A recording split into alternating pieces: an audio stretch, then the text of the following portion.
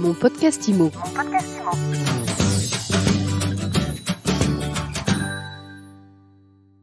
Aider les conseillers, les conseillères en immobilier à booster leurs compétences, à créer de la valeur, tout en suivant des formations qui tiennent du réglementaire, du juridique bien sûr, mais aussi et surtout du coaching, du développement personnel.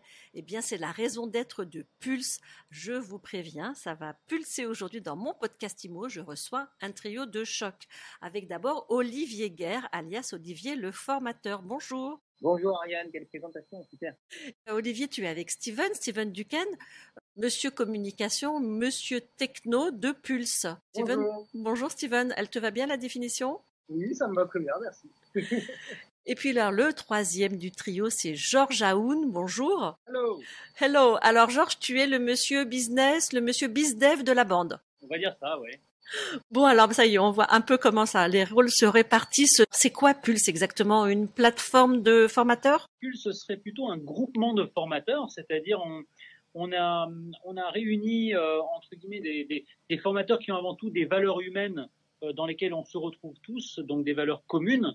L'idée, c'est de créer en fait une synergie entre les compétences de chacun pour proposer des programmes sur mesure à des grands groupes nationaux, de telle manière à ce qu'ils aient un programme de formation pour les accompagner toute l'année. Et ça, Olivier peut en parler puisqu'il est formateur immobilier depuis suffisamment d'années pour savoir que en termes de formation, des formations ponctuelles ont moins d'effet que des programmes de haute envergure. Donc voilà, c'est l'objet de Pulse. Tu as parlé de valeurs communes. C'est quoi ces valeurs? Écoute, on est sur des valeurs avant tout de partage.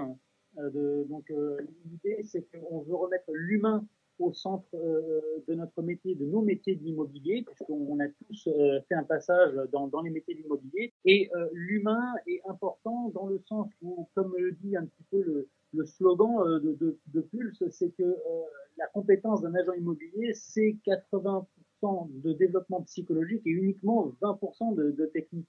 Donc c'est vrai que les formations qui sont plafonnées sur de l'initial, de la technique de base, vont à un certain moment bloquer, et puis ce qui va permettre aux conseillers de se dépasser et d'atteindre donc des perspectives de chiffre d'affaires plus importantes et surtout d'avoir une organisation plus fluide et plus confortable dans son activité. Ce sont des formations qui vont avant tout toucher la psychologie, la confiance en soi, le mindset, des thèmes qui sont très chers à Pulse. Et donc bien sûr, quand on parle de valeurs communes, c'est avant tout être humain, apprendre à échanger, apprendre à partager. Il y a la notion de vibration, il y a la notion de partage. Donc voilà, c'est un petit peu tout ça. Olivier, ça fait vraiment la différence, le mindset? Oui, on a un credo qui dit que la réussite d'un conseiller immobilier dépend en fait de 80% de psychologie et 20% de technique. Donc ce que vient de dire Georges est complètement pertinent et évidemment que pour dépasser un plafond de verre au bout d'un moment, quand on a un conseiller qui fait un chiffre d'affaires par exemple de 50 000 ou de 100 000, peu importe, et que ça fait plusieurs années il est sur le même chiffre d'affaires, c'est qu'il atteint un plafond de verre. Et la seule façon de dépasser ce plafond de verre, c'est de se réinventer, donc de passer par une phase de meilleure connaissance de soi et de booster son mindset pour justement passer à l'étape suivante. Et c'est uniquement là qu'on peut utiliser à ce moment-là d'autres stratégies qui sont des stratégies dites de top conseillers ou en tout cas plus aguerries. Parce que pour utiliser certaines stratégies, il faut avoir un certain mindset et c'est pas donné à tout le monde. Et alors ce mindset, il passe aussi par l'organisation du temps de travail, l'énergie, la nutrition. Vous avez une offre très globale. Ouais, exactement. En fait, le travail d'un conseiller immobilier, il y a aussi la prise en compte de son énergie. Donc, comme on dit chez Pulse, dans l'emploi du temps d'une journée d'un conseiller, il doit y avoir marqué professionnellement, par exemple, sa séance de sport. C'est pas un mot de dire, ça fait partie de la gestion de son énergie. C'est un exemple parmi tant d'autres, mais voilà, on essaie d'apporter du nouveau aussi dans la formation et du nouveau dans la perception du métier. C'est un métier suffisamment complet pour justement faire attention à ces détails qui n'en sont pas en fait. Le groupement de formateurs sur lequel vous vous appuyez, c'est une équipe de combien de personnes aujourd'hui? On avoisine les 30 formateurs. si on compte effectivement les modules qui concernent l'énergie, donc que tu as cité tout à l'heure. Donc avec 30 formateurs, ce qui est important, comme pour revenir un petit peu sur ta question précédente sur les valeurs, c'est que ces 30 formateurs-là ne sont pas, donc ils sont tous spécialistes, chacun dans leur domaine, mais ils ne sont pas parachutés chez un client pour dispenser uniquement leur discipline. L'idée, c'est qu'à chaque programme de formation, s'ils sont par exemple 6 à apporter donc leur savoir, leurs compétences dans un programme, les 6 sont réunis régulièrement avant qu'on lance le programme pour justement accorder les violons, si je peux dire ça comme ça, de telle manière à ce qu'il y ait un discours assez fluide, à ce qu'il y ait un fil conducteur entre ce qui se dit et ce que les challenges ou exercices ou quiz qui sont donnés soient d'une certaine manière liés pour avoir un résultat final cohérent. Donc c'est en ce sens qu'on parle encore d'esprit familial, c'est qu'il faut quand même se poser à 6 ou à 7 formateurs et être capable donc d'articuler les compétences et les connaissances de chacun. Voilà. Steven, les réseaux sociaux, le marketing, la com, tout ça, ça prend de plus en plus de place. Comment est-ce que vous appréhendez cette donnée-là aujourd'hui dans l'offre que vous proposez? Alors, en termes de formation, la communication digitale, c'est un des thèmes phares, en tout cas, des formations qu'on propose. Il y a énormément de demandes là-dessus. Et alors, même si il y a de la demande, on s'est rendu compte qu'il y avait aussi une demande qui parfois n'était pas vraiment justifiée derrière. Je m'explique. C'est à la mode. Beaucoup de gens ont dit « je veux me former en communication digitale », mais sans savoir exactement sur quoi il faut se former.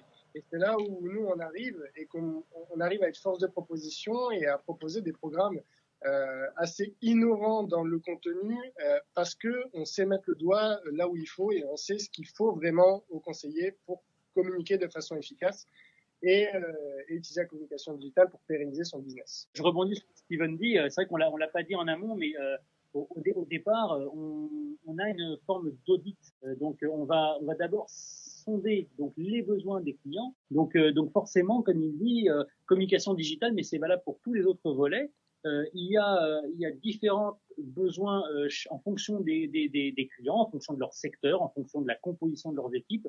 Et en fonction de ça, on va proposer donc le formateur ou la formatrice avec le contenu qui correspond. Alors, les programmes de formation, vous avez dit tout à l'heure, ils sont faits sur mesure en fonction des besoins, des spécificités, des enseignes qui vous contactent.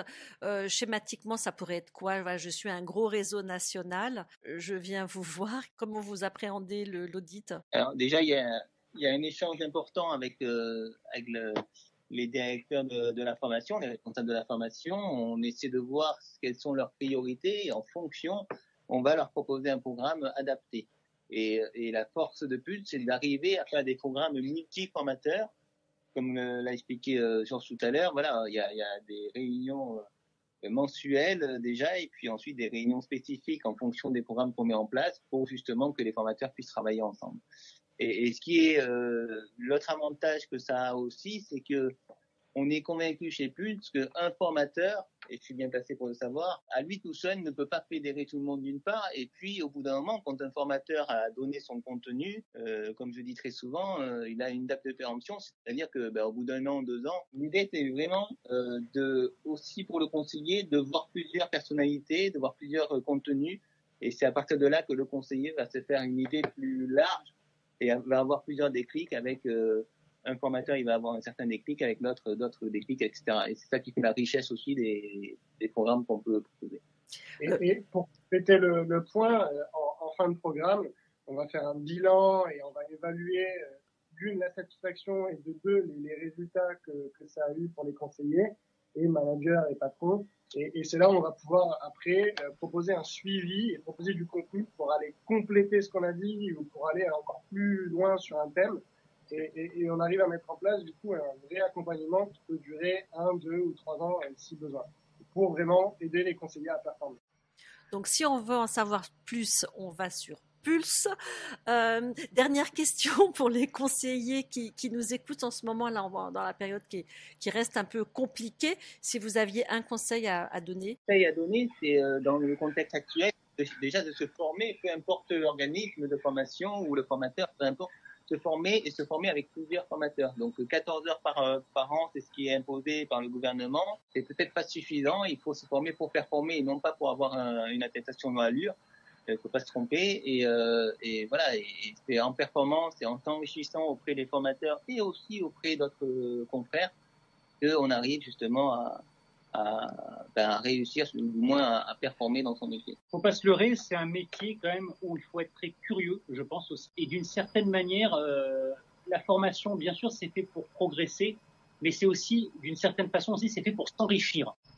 Et surtout à l'heure actuelle où on est appauvri justement en interaction sociale, se former, ça peut permettre de s'élever aussi en tant que personne, ça peut se permettre aussi effectivement d'élever un petit peu le mental et donc d'être un meilleur conseiller, mais aussi un meilleur être humain. Merci beaucoup à vous trois.